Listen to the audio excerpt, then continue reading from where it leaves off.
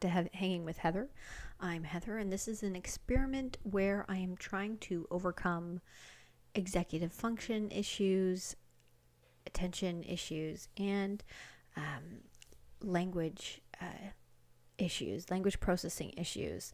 I'm currently going to be starting therapy, and this project, this Hanging with Heather series and channels, is a way for me to progress and overcome these neurological issues that I'm facing. Anyways, so tonight I'm not going to be talking about those topics. I'm going to be talking about something that's going on today. It's International Women's Day. But also in the news, you're seeing more and more about the birth rate and fertility rate and population decline, particularly the effects of COVID-19 on the birth rate, because now it's been over 9 months since the start of lockdown in Western countries, and you're starting to see the effects of that lockdown on the birth rate in Western countries. And this is my speech problem here going on. I want to talk about it because I was like, I've got a lot of experiences in this domain. One, I'm a woman, but I also have a lot of children, and I'm currently pregnant. I've had 8 pregnancies. I have 5 live children. I've had 2 miscarriages, and I'm currently pregnant with hopefully my 6th live birth. So yes, I've been always curious about the birth rate. I go and I look online at different articles, and over time I can see things progressively change and its impact on society. And because I love investing, I'm always curious how it's going to affect my portfolio in the long term. But I'm not going to talk about that tonight. I'm going to talk about, in particular, International Women's Day, women's rights, and this dilemma that it causes with, it's not it that causes the dilemma, but this kind of like incompatibility when policymakers are trying to increase the birth rate in a country. Because from what I hear when I listen to economists or demographers is that they don't want to take away rights from women, particularly in education or working, like women's ability to participate in the workforce, and also, reproductive rights. So when I say reproductive rights, I'm talking about like birth control and abortion and things like that. So they don't want to remove those rights from women, but they also want to encourage those who wish to have children. If you desire to have children, how can we encourage those individuals to reproduce and to have more than that like magical number, that 2.1 children? And the other thing is that's not really talked about is that child-free movement in this, is that people who just, decide not to have children. So I was reflecting on this, and I've been kind of like indirectly examining my conscience on this topic for quite some time, over 10 years or more. But I'm really just starting to put it on paper and talk about it with other people. So with, what was I going to say?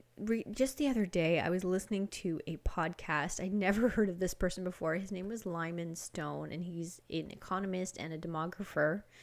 He's currently located in Montreal, and I think he goes to McGill University. But he was talking on a YouTube podcast. It was called Masculist? I don't know. I don't remember. And, the statistics of people who are most likely to have more children tend to be, the least educated, the poorest, and very highly religious fanatics, I guess you could say. And I'm like, wow, I'm an anomaly. I have higher education. I have a bachelor's degree. I've gone on for further degree or certificates, I guess you could say, after having my bachelor's degree. For someone with so many children, I'm not poor, right? I'm not a poor Canadian. I'll get into that, but on paper, no, I'm not poor. We have a relatively high net worth. And the other thing is like, I'm not a religious zealot or zealot, whatever you want to say. I do have religious beliefs. I do practice a religion, but I'm not, I'm not fanatical. I'm not, I guess you could say scrupulous. But anyways, so I'm an anomaly in this sense where I don't fit that statistical mold for someone who would have many children. And I thought about it. I said, maybe my reflection on having children might help policymakers on how I came to the decision of having so many children and the number of children that's 3 times higher than the replacement rate. So I had to write them down because attention. And hopefully you guys can take something away from this. So back in university, and it must have been International Women's Day or some feminist rhetoric that I was hearing. But at the same time, I was hearing statistics about female infanticide. And I saw a conflict between women's reproductive rights and the cultural preference for some Canadians to have males, as their children. Whether it was like their firstborn child or their secondborn child, they had this preference for males. And I said, I was thinking to myself, like, how could a feminist movement support female infanticide? Doesn't that go against, what their movement is all about? Because if you are pro-female, how could you allow, contraception to be used for the extermination of the people you're advocating for? So, okay, well, what's the value of that life? And when you get into that question of, okay, when does life begin? At what point does the value of that human life start? And you start reflecting more and more on it. You have to start recognizing the dignity of the human person. And, well, okay, what gives that person value? Is it their productivity in society? Is it, or is it simply just their existence, the fact that they do exist? Okay, well, when does existence start? Does it start, when the child is born? Does it, what week of gestation does it begin at? It's like, so when you're mulling over this, you start to have a more openness to life. And when I mean an openness to life, it's not just natalism, when children are born, but an openness to life, like at all stages of life, whether it's the beginning of life, young adults, people in their 30s, or retirees, or the elderly. There has to be, you have to recognize the dignity of the human person at every stage of their existence. So that was one of the first things I started reflecting on in university, and that was quite a while ago. It was probably back between like 2004 and 2008. And then if you have an openness to life and you're actively dating people, because that's what society tells you is the right thing to do at that time in your life. Well, when is it the right time to have a child? And, is it when you're economically stable? Because if you're a university student and you're barely earning any money and you have these high expenses, is that the right time to have a child? Or do you wait until you're well established? You've got a house, you've got a car, you've got all these economic, or I wouldn't say economic, but you have all these luxuries. Like, is that the right time to have a child? And, what did I write here? You realize that there is no perfect time to have a child. It doesn't matter if you're having your child in your late 30s or your early 20s. There is no right time to welcome a child into the world, because it's never the right time if you're a perfectionist, right? So, by that point, I'm maybe 20 or 21 when I'm thinking about this. And it's like, okay, well, what environments do children do best in? If it's never the right time, where do children most succeed? And what I saw was that, or what I read at the time, was that children do best in households where both parents are present, the mother and the father. All right, the mother and father have to be present. So do the parents have to be married? And resoundingly, yes, the parents had to be married. All right, the parents are married, the child is best in that situation. Well, how do parents stay married? And so it's like, what makes a stable marriage? Where the child isn't exposed to like fighting all the time or violence or things like this. Well, what makes a stable marriage? Well, obviously the couple is unified in some sense through their thoughts, their ideas, what they believe. And there would be no divorce. Okay, well, how do you prevent divorce? And this is where I started learning, the leading cause of divorce are financial issues and money problems. And you're like, okay, this is fascinating. What are money problems, right? What leads to money problems? And around this time, I was probably in my 3rd or 4th year of university, and I was working at the library at the university. So I always had access to the newest books coming in, and I would place them on the shelf. And one of those new books was called Affluenza, and it was about the pandemic of wanting to be affluent, owning lots of things, and how it was leading people into a debt cycle and debt trap.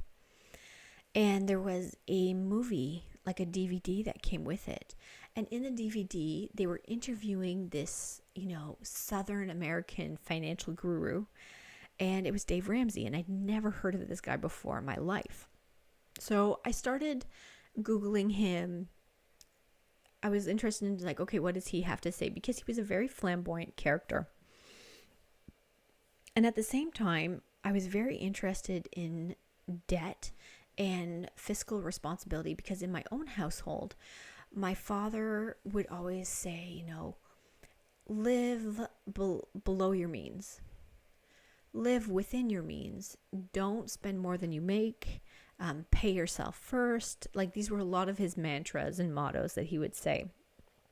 And it's okay, what do you really make? How do you know what lifestyle you should live if you're earning a certain amount of money? What does $30,000 look like? What does $50,000 look like? And if you live below your means, if I'm earning $50,000, what does $40,000 look like? And it's very confusing, because here in Canada, even if on paper it says you earn $50,000 a year, after taxes and spend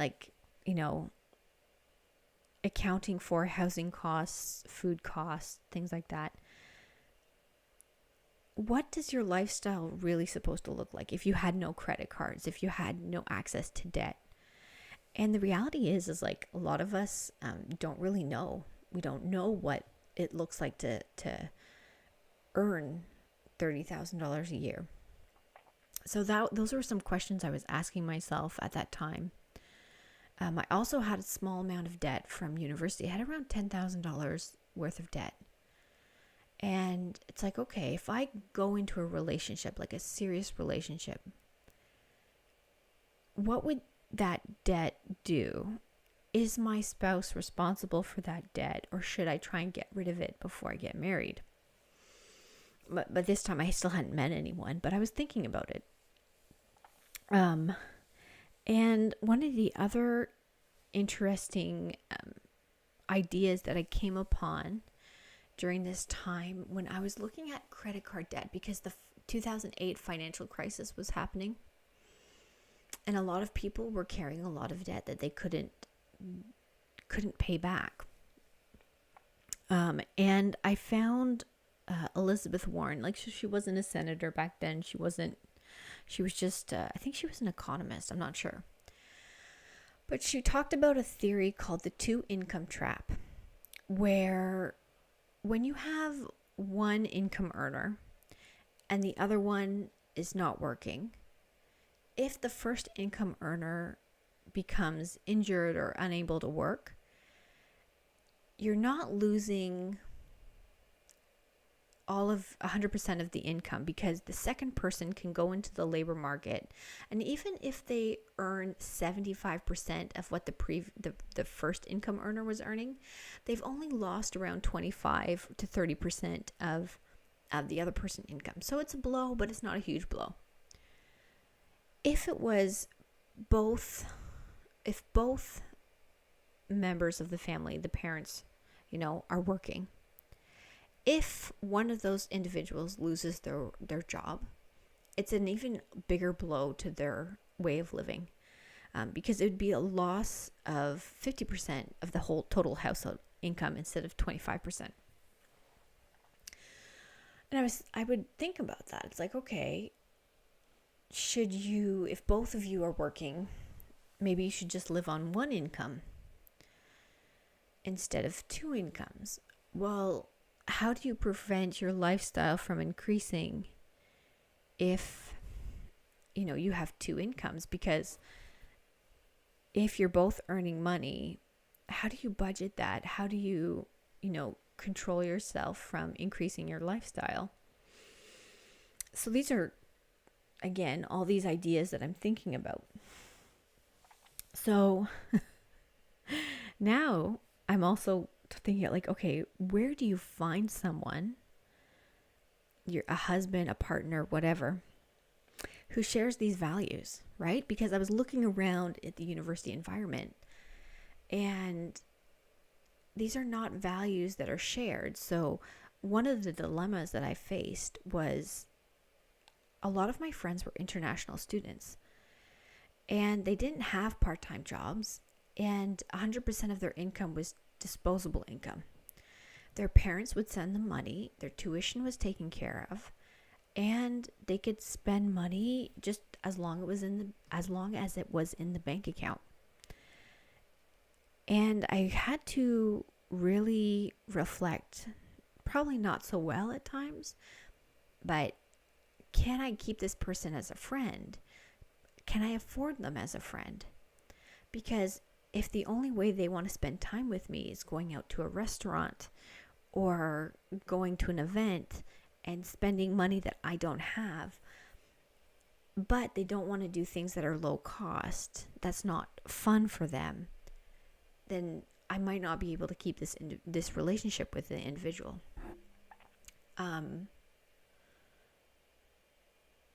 So I had to really reflect on what makes a good spouse. And I always thought education made a good spouse. Like, I wanted them to have higher education, to be like that stability thing, to be well established. So I always thought it was an older person, an older male, someone who was maybe 5 to 10 years older than me. But that's not the case. It wasn't the case. Those individuals maybe just as juvenile in their way of thinking as the people in the university that I was seeing. I ended up finding my husband through a website. So it was called Catholic Match, and you could put in your beliefs. So for example, openness to life, their value system, and you can get that all out of the way before you even, start speaking to that person. And that was removed a huge barrier. But my spouse, although he didn't have very high education, he was extremely industrious. He was a hard worker.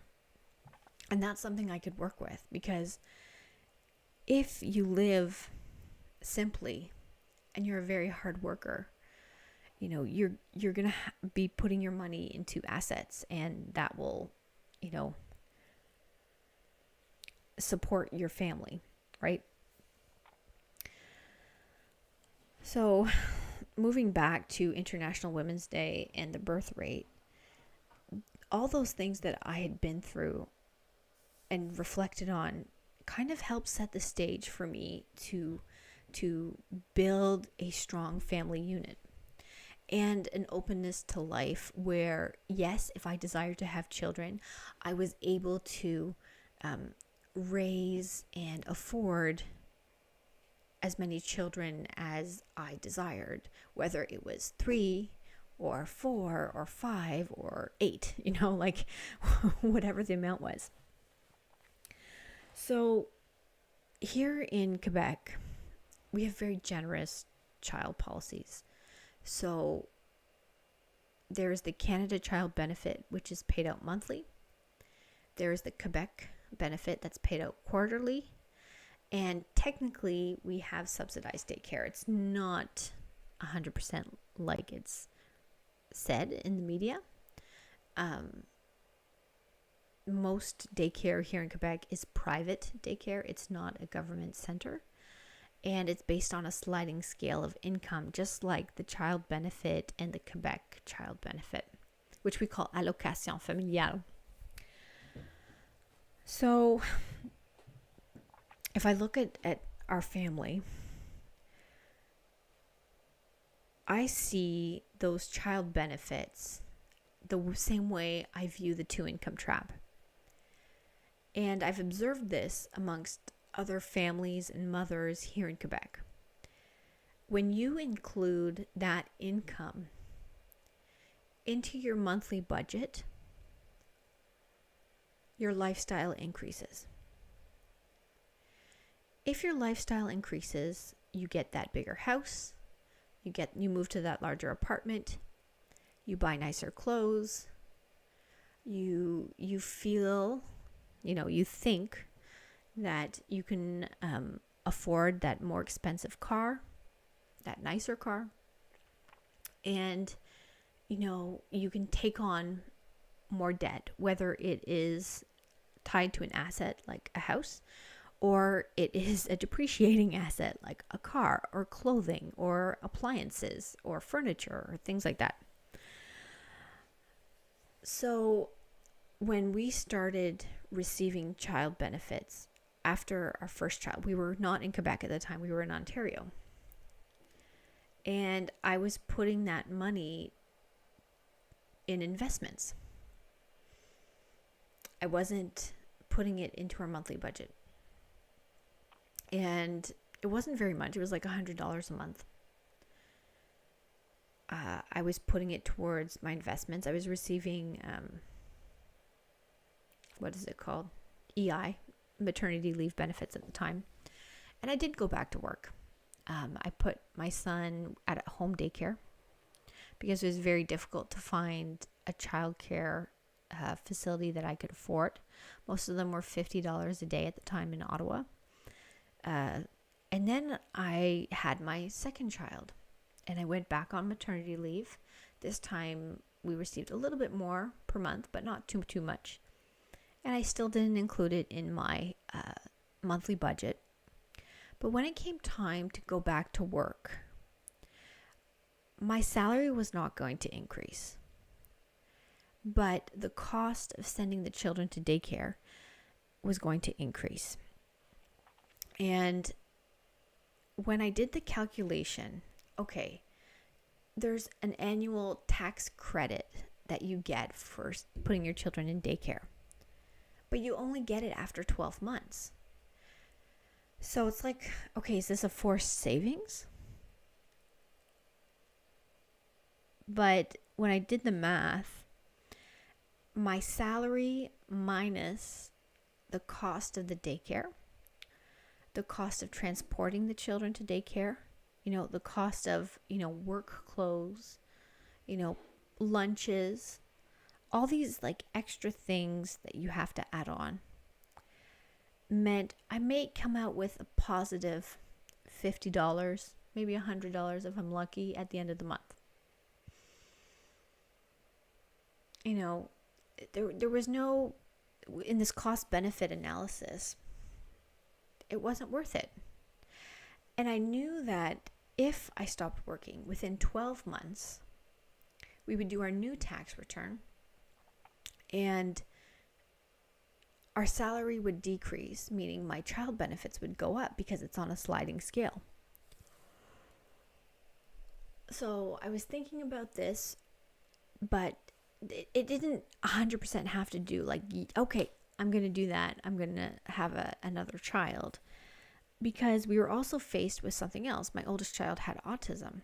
So we have all these private healthcare costs. And yes, we do have private healthcare here in Canada, whether people like to acknowledge it or not. And we had around $75,000 worth of medical expenses from the time he was 3 until he was 5. And that was the first experience I had with a major liability. And I've heard Robert Kiyosaki call it two-legged liabilities. And normally when he's speaking of two-legged liabilities, he's talking about elderly parents. But in my case, it was my own child. So when I was looking at our personal finance, not only did I want to have a emergency fund for when, my husband would be out of work, I also decided later on to create a medical emergency fund if my child needed any random healthcare costs. And we have that now, and we're actually using it at the moment during COVID. My son needs more therapy, and I can cover it. And one of the other studies that I read, during that time, because I was trying to decide whether I should get pregnant again,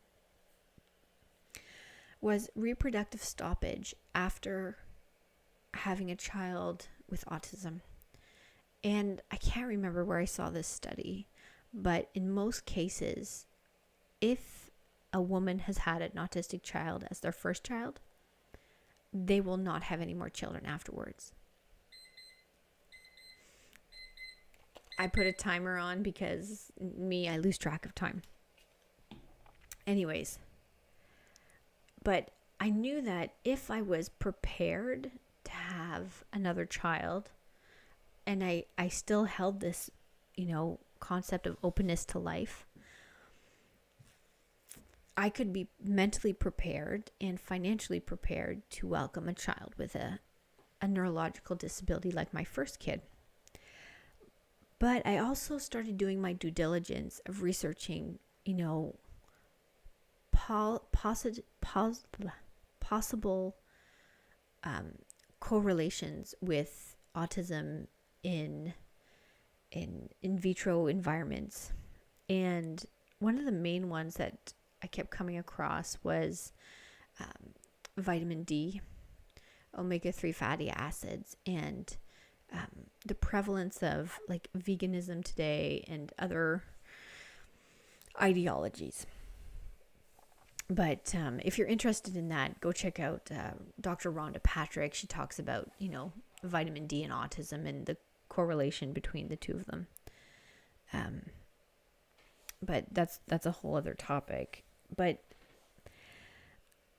the thing with these policies of of child benefits and my own approach to them. By not including them in my budget, I don't allow them to increase my lifestyle. And I don't allow it to increase my budget and think that I have more money than I actually do.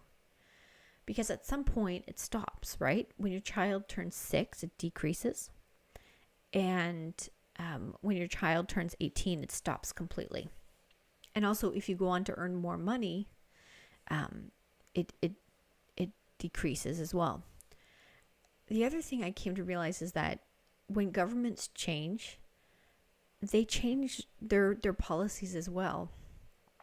So prior to it being on a sliding scale, it was just a set amount and everyone received it. Whether you earned $500,000 a year or $10,000 a year, everyone received the same amount.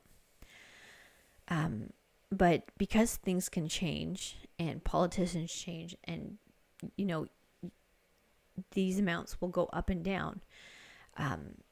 If they change the bracket, the salary bracket that dictates how much you receive, it can go up or down. So your lifestyle now becomes dependent on policymakers, and I didn't want that. I didn't want my choice of having children to be dictated by these individuals who are environmentalists or pronatalists. I didn't want that. If you're curious on what I do with the money, it gets deposited into an account. Some of it I invest, and some of it I put into, for example, that medical emergency savings account until these things are full, or my children's future education, or things like that. I don't necessarily use it to increase my lifestyle. Because of that, because of our spending and budgeting habits, all of our cars are paid for in cash. We always buy used vehicles.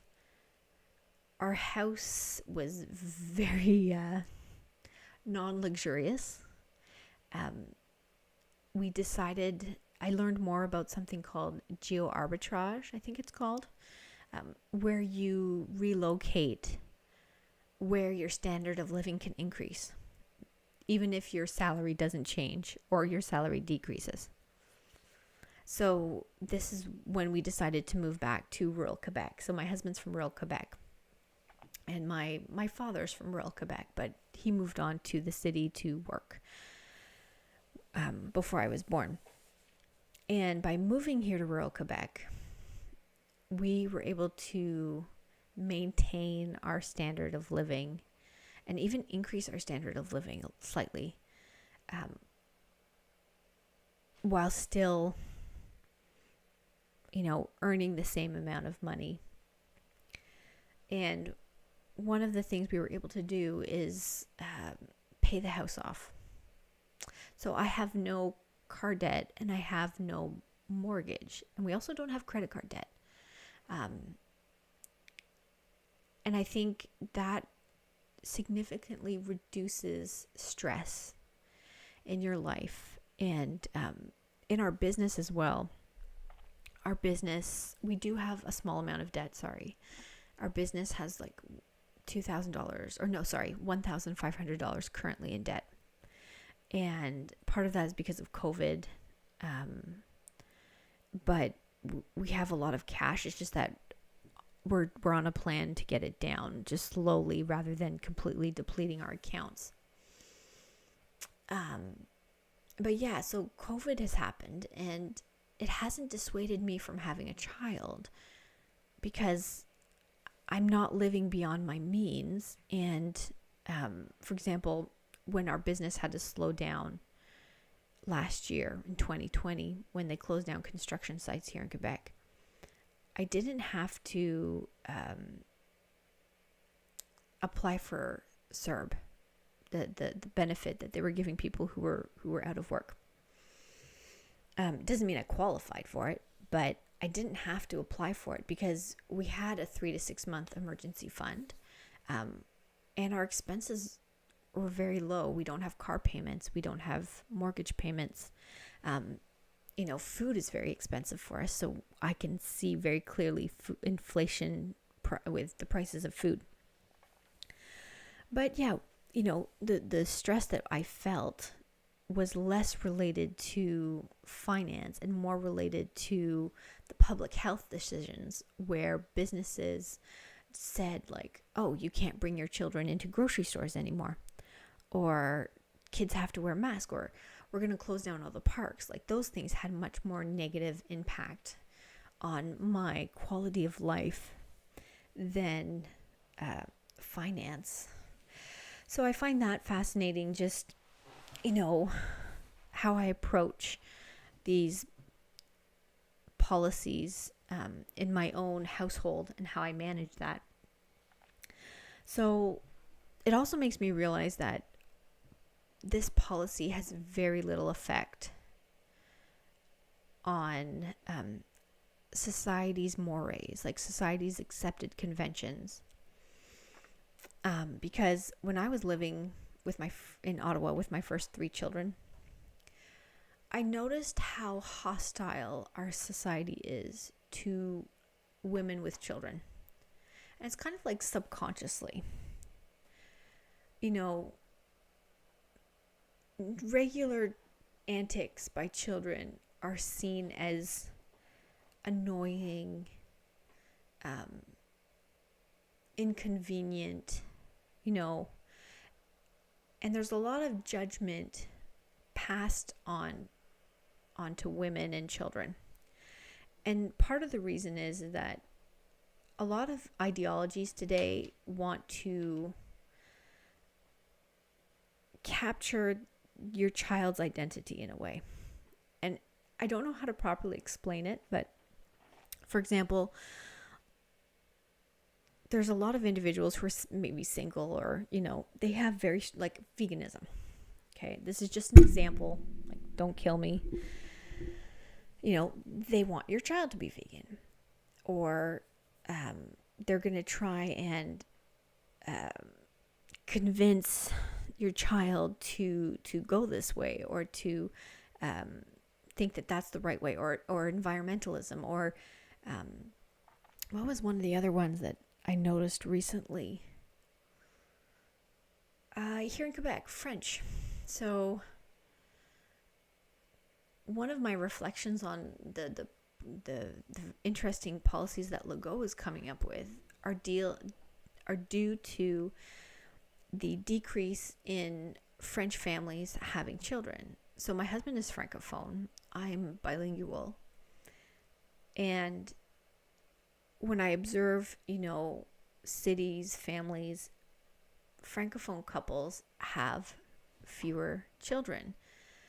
And over the long run, it means that you'll hear less French, or, more and more people are bilingual, because if you want to have children, sometimes you have to marry someone who wants to have children, and that person might not be Francophone. That was the case for my husband. He left Quebec to find someone to get married to. And a lot of these groups want to claim your child to promote their ideology. I think that was the point I was trying to get across. And I find that very fascinating. But I digress.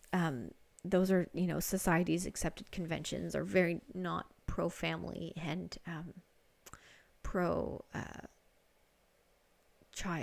I guess you could say. Even when we go to church, people tend to find children a distraction, an annoyance. We've been asked to leave Mass several times, and I find that very fascinating. There was one individual, and it made it clear to me, because my mother always talked to me about this, how today when people go to church, it's all about me. And, whoa, ladybug. Some of the elderly people that I encounter at Mass, it's just another box for them to tick off. on their Sunday or in their day, and it's bonus points to get to heaven. It's not about actually, living out your faith. And I find that, an interesting reflection on society's mores. What was the other thing? The other thing policymakers can't do are people's spending habits and their financial literacy.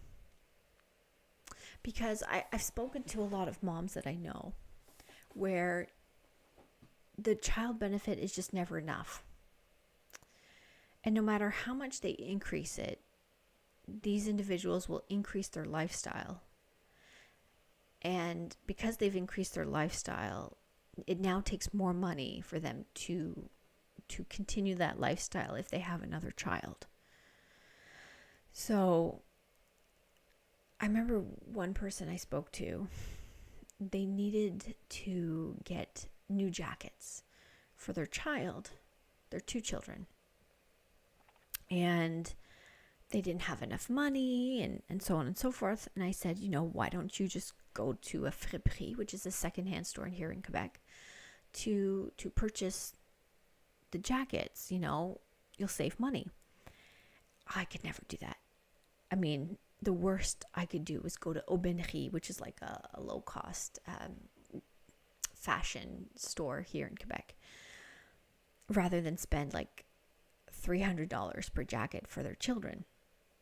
And you realize that, if that individual were to lose the child benefit, that would be tragic for them. It would ruin the lifestyle that they had created. And they would end up going into more debt in order to maintain that lifestyle. The other thing is I find fascinating with the financial literacy and budgeting is where can you afford to live? And when you have children and you want to continue living in the city, that child benefit subsidizes landlords in the city in a way.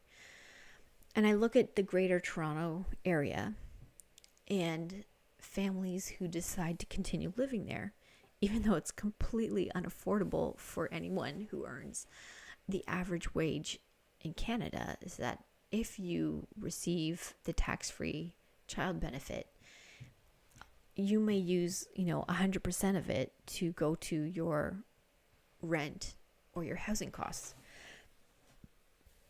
And you never know the true expense of that, the cost of the living expenses. So I think part of it is, we're not being truthful with ourselves about how much we can really afford and how much these child benefits allow us to increase our style, like our way of living. But yeah, so, if you have one or two children, it presents the two income trap where it's just never enough money to go on and have that third child if you so desire to have children. Should policymakers not have the child benefit? I don't think so. I see a lot of positive aspects to the child benefit, particularly when it talks about lifting children out of poverty. Because if these families do increase their lifestyle, you do alleviate some of the poverty issues that like single mothers and things like that face. The other thing the policy, these pronatalist policies don't address is the main one that brought me to thinking about all this is openness to life. It doesn't directly address the dignity of the human person. And I don't know what would solve that from a government standpoint, and I don't think you can. I think it has to be society that challenges those ideas and those philosophies. And for me, the way I see it happening is that old saying, the hand that rocks the cradle rules the world. And I see myself trying to teach an openness to life to my children. And it's like, why did I say yes to having children? It's because we love you. You bring joy to our life. And as difficult as it might be with an autistic child, or when your children choose to do bad behavior, in spite of that bad behavior, you still love them. It's an unconditional love, and you try and live that out. So, to encourage women, particularly on International Women's Day, to have more children, I think it's a call for more reflection on society's values. And I think, yes, those monetary child benefits, the cash benefits, will work for some people like myself, who are fiscally conservative. But I don't think it will change society's accepted conventions towards children and towards motherhood, and how we view family life.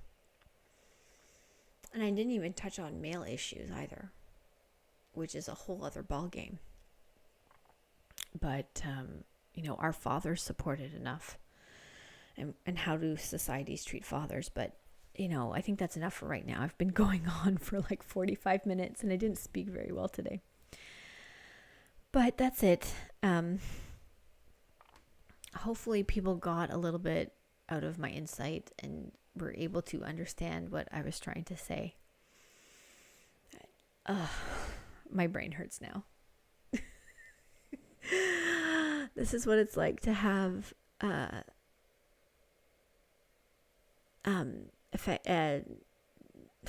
see, I can't even talk now. Well, when you have speech problems and you have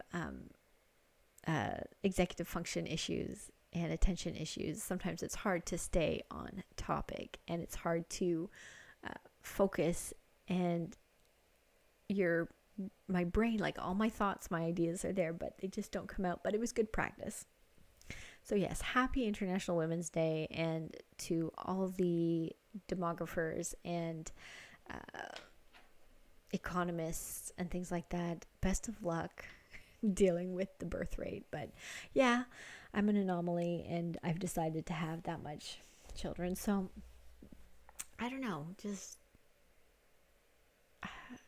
I don't have an answer for everyone, but hopefully you can look at my life and my lifestyle and the decisions that I've made, and it bears fruit, that it is fecundous.